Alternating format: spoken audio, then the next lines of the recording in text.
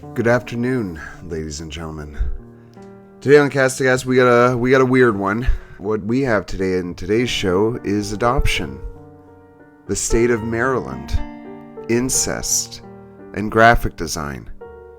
That's right. If you were thinking I don't have a joke for this one, you are correct. I could not think of anything. I was leaning towards, maybe a modern day interpretation of Game of Thrones, but sadly I didn't go that way, and so I didn't make that joke. No, today we are talking about the tragic story of Katie Fusco. Grab yourself some brown liquor or whatever tickles your fancy. Sit back, relax. If you're in a car listening to us, don't do that. Pay attention to the road and listen to the horrific musings of myself, John, and Kat. We're Cast Aghast.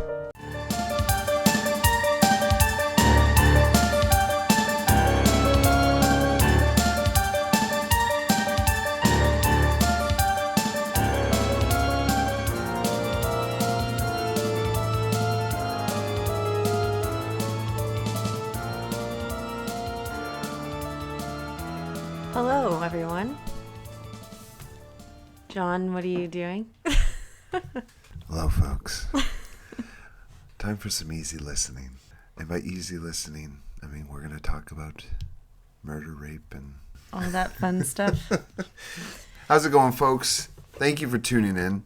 Give us our disclaimer. We don't take life too seriously, including our podcast about murder, rape, and death, and serial killers, and all kinds of shit. So, what we end up doing most of the time, aside from me swearing a lot and getting depressed listening to these stories, is we poke fun at the killers and their families, and we typically insult them right down to their core. In a humorous way, we try to keep things light. If you feel like insulting murderers and killers and rapists is not for you, you're an idiot.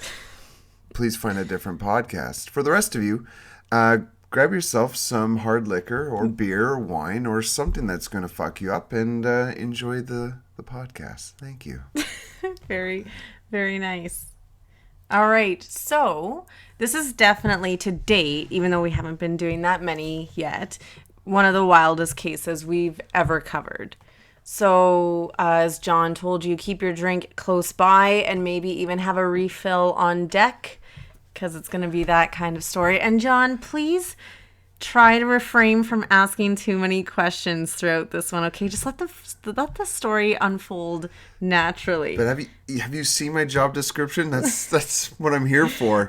You could do this on your own if you didn't want questions. Well, sometimes you ask questions that are spoilers, so ask spoiler-free questions. Maybe we should be more professional like other podcasts and give me notes. You would never... No. You're right. Better on the fly. All right, let's get on with the goddamn show. Okay. So the year was 1995. Kiss from a Rose by Seal was blasting from cassette decks and Honda Accords. And shows like... Yeah, you're really painting a picture. This is like the intro to fucking Wayne's World. And shows like Reboot and Are You Afraid of the Dark were blessing us on the small screen. Oh, those were fucking amazing. Life was definitely good. So goddamn good, yes. In 1995, 15-year-old Alyssa Garcia met 20-year-old Stephen Pladel in an online chat room. Jesus, they had those back then? In 1995, yes, but I don't think there was absolutely no such thing as socials or anything like that. Wow. I Googled it and MySpace didn't come out until 2003. Really? Which sounded late to me. For some reason, I remember it being older. Was there even webcams back then? I have no idea. I think so. I think Hotmail. Yeah. Was that still? Yeah. Was and that AOL. Oh, Jesus. Yeah. Anyways, we'll try and stay on track. Okay. But the two connected immediately, and shortly after, Alyssa packed up her life and moved in with 20-year-old Stephen. At 16, Alyssa became pregnant. Whoops. Though still a child herself, she immediately fell in love with the baby growing inside of her. At 17, Stephen and Alyssa welcomed their baby daughter into the world, who they named Denise. However, Stephen never became a father. In fact, he hated it.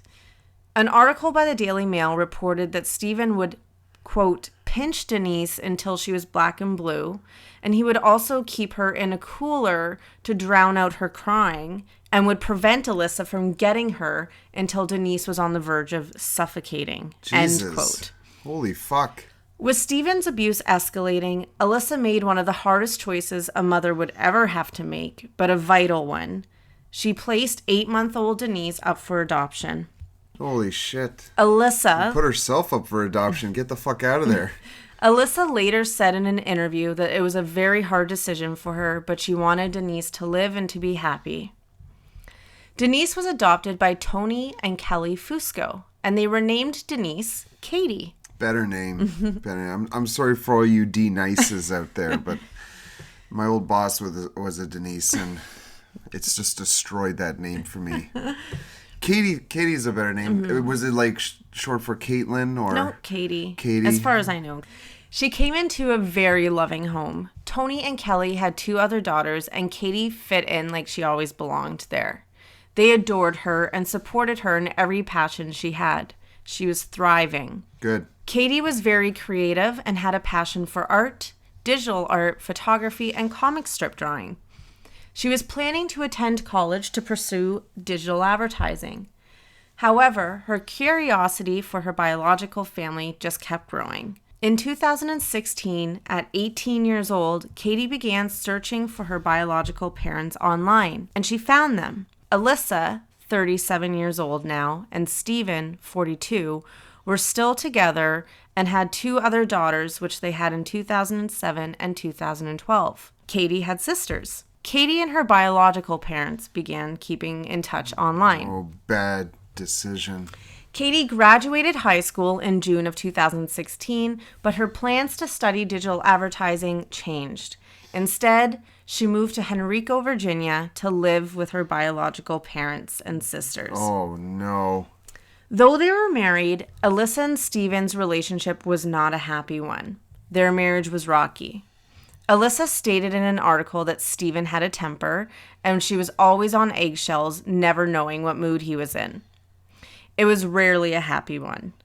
He would yell and smash items in the house, and often in front of the kids. But once Katie arrived, Stephen began to change. The two developed a very strong bond. Stephen began behaving differently. He cleaned up his appearance, shaved his beard, and even started growing his hair out. Then, he began sleeping on the floor of Katie's bedroom. Oh, no. Alyssa obviously found this strange. And when she confronted Stephen about this, he blew up, saying it was none of her business. Having not known the abuse that she was subjected to as a child, Alyssa decided to tell her the things Stephen did to her that led to her adoption. But this didn't seem to change Katie's feelings. Her and Stephen's bond continued to grow stronger. Alyssa decided enough was enough. Her relationship with Stephen was already rough before Katie's arrival, but now this bizarre behavior drove her over the edge. She filed for divorce in November of 2016 and left Stephen. The two remained in joint custody with their 2 children. Stephen and Katie's relationship turned sexual. Oh, for fuck's sakes, really? If it hadn't already when Alyssa was still under the roof. Alyssa had suspicion, but she in no way had any proof of anything or how far anything had gone until she saw a diary entry from her 11-year-old daughter. Oh, God. And I'll read it as it went. It went, quote, "Katie is pregnant. Dad says they feel like couples. Did they get a little too drunk that night? My dad is a slut." An 11-year-old wrote this. Yes. Holy cow. She's been using a thesaurus. He's Satan. He's fucking Satan. He'll go to hell, but he won't be the one getting tortured. He'll be the one torturing people. Wait 1 second. If he's Satan and Katie is a human, then the baby will be half demon. Man, this is crazy. Yeah. And now we just learned that Katie is pregnant. Yeah. So obviously reading this, Alyssa was horrified. She called Stephen to confront him, and he simply said to her, quote, "I thought you knew we are in love," end quote. Alyssa immediately called the police and informed them that Stephen was committing incest with his biological daughter. Though interviewed, they weren't arrested. On July 17th, 2017, a very pregnant Katie and Stephen tied the knot in Maryland. They were able... What? How? Do they do that in Maryland? There we go with the questions again. God damn it. They were able to do so because they lied on their marriage license about being biologically related. It's like how you and I lied on our marriage license, you know, when it asked us if we were human. We're actually xenomorphs. All right. From the planet Ulthar. Katie's adopted parents did attend the ceremony. What? They were completely against this relationship, but they didn't want to drive Katie away. So they supported her. That is a tough pill to swallow. Wow. Now living in North Carolina, Katie gave birth to their son Bennett on September 1st, 2017. Police were still investigating the incest charges.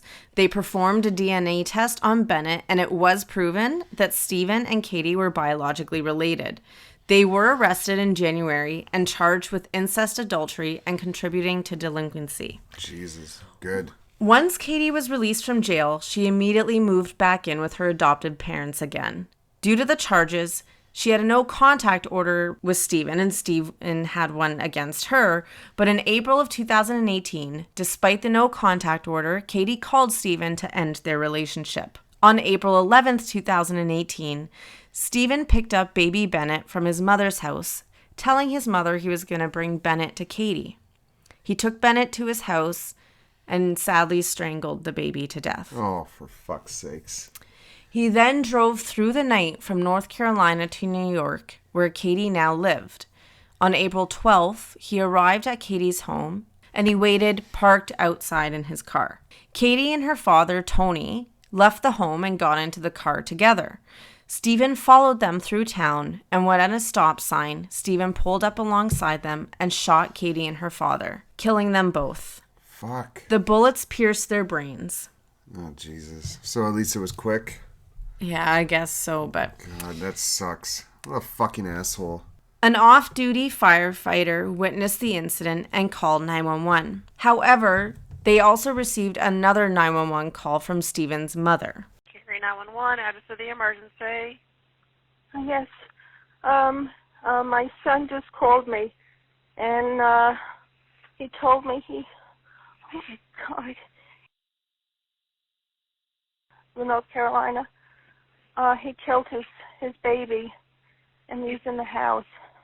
Okay, you said that he told you he killed his baby? Okay, ma'am, listen to me. What's your name? Okay, tell me exactly what happened. He's not home.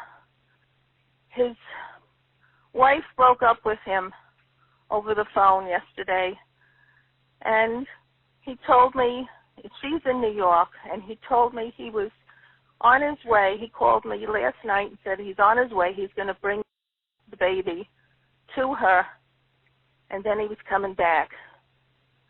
And he just okay. He said he doesn't have, he killed his wife, he killed her father, and I can't even believe this is happening. Okay. And did this happen in Nightdale? No. His wife and father are in New York. Okay, so the incident actually... he left the baby dead when he left. Okay, where did he leave the baby? Okay, he said it was in the... What's your son's name? What's his last name? Same as mine. When did this happen? He said he left last night. He called me, I forget, maybe about 7 last night, and said he was on his way to New York. He was going to bring to his wife and give it to her, and then he'd be back.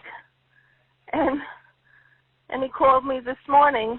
I just got off the phone just a couple of minutes ago, and oh God, he told me to call the police, that I shouldn't go over there. Okay, so so your son is not there?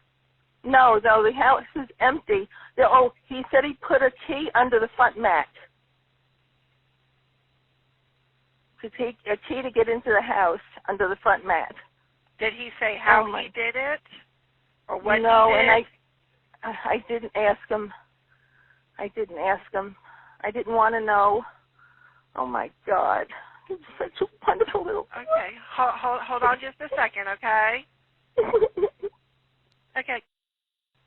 Hello?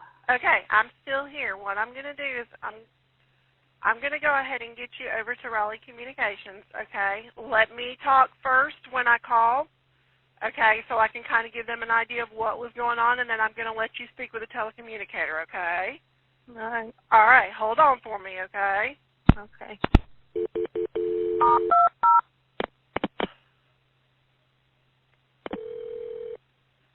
Are you still with me?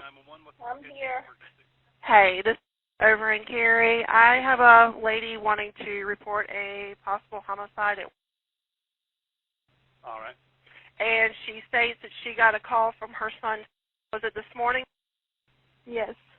This morning, stating that his wife had split up with him, and she was in New York, and that he killed their, left him upstairs at the residence. Just a moment, okay? So I'm still here, okay? Okay. Okay. Do you know if he's still at home?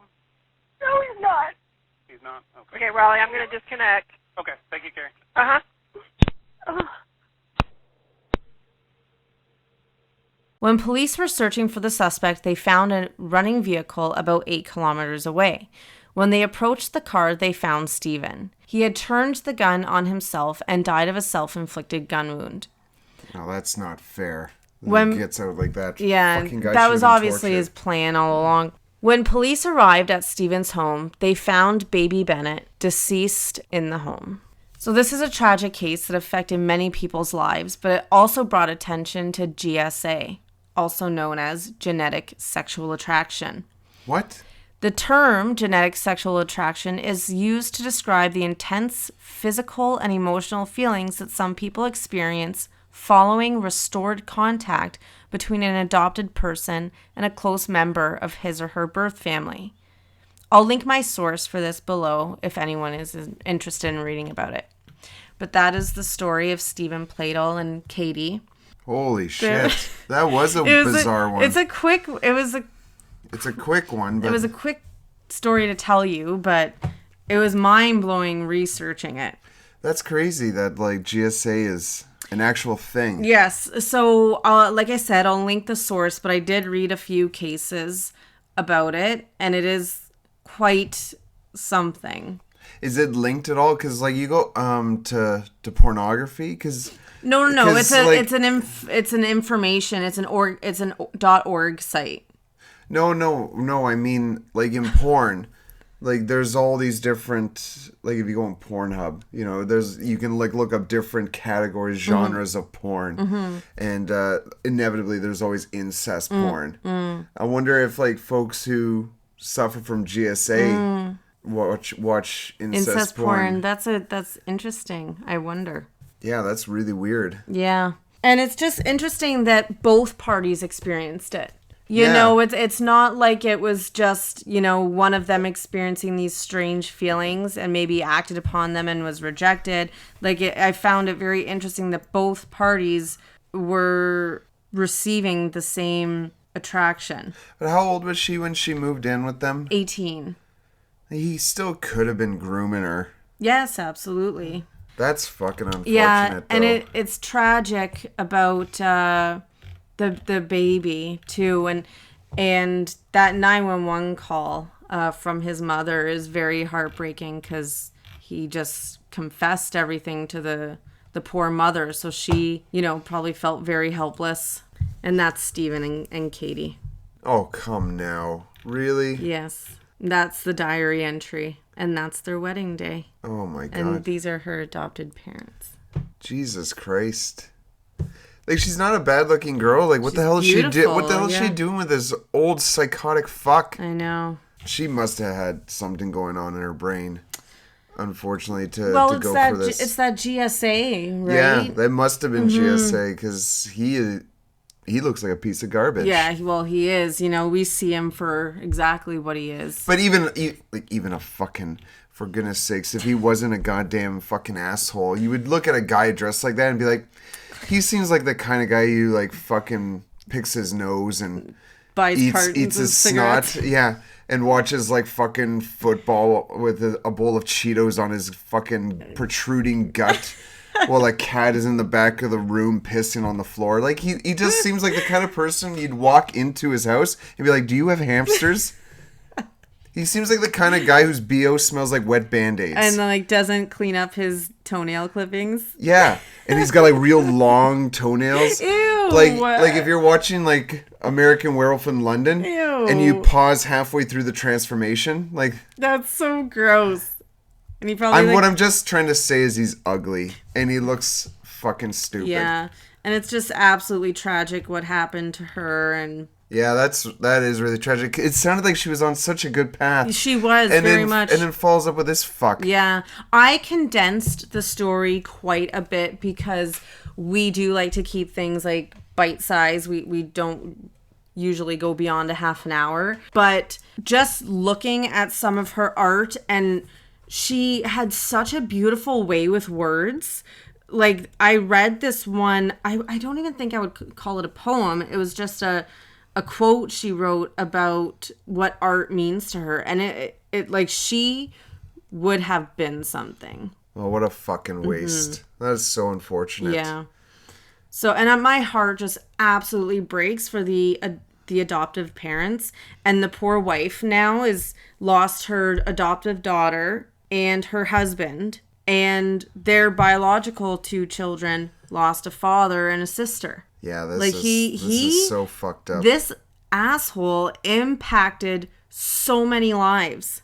And then to like call his mother and confess about murdering her grandchild, you know, like, Absolutely disgusting. and she was subjected to having to make the 911 call too. Like, he just ruined so many people.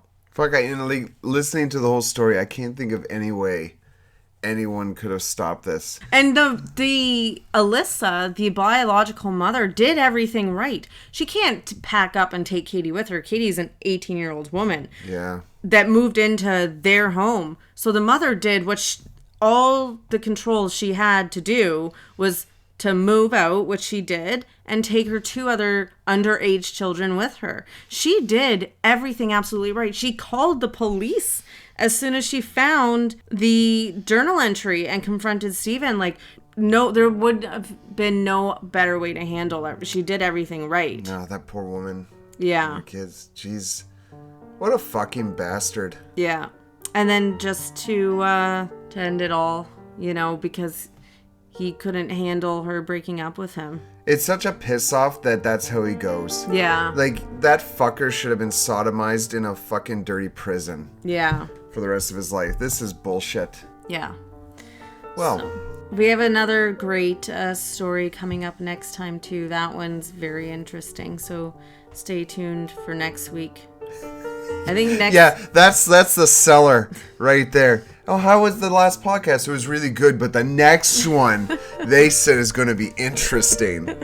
Oh, really? Like, do tell. They said it's going to be interesting. Oh, this man of mine. Oh, we also have our draw. The Amazon gift card. Yes, we had our draw, our giveaway to celebrate you fine folks who decided to subscribe to us. We Subscribe. fuck off. We giving away a goddamn Amazon gift card. $50. $50. Congratulations To the winner. To the winner. Guys, we will be releasing a blooper show, I think, someday. Okay, folks, that's it. Have a lovely day.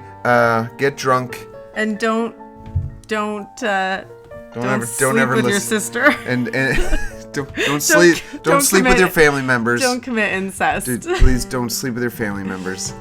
Right? It's like all those billboards you see when you're driving through Arkansas.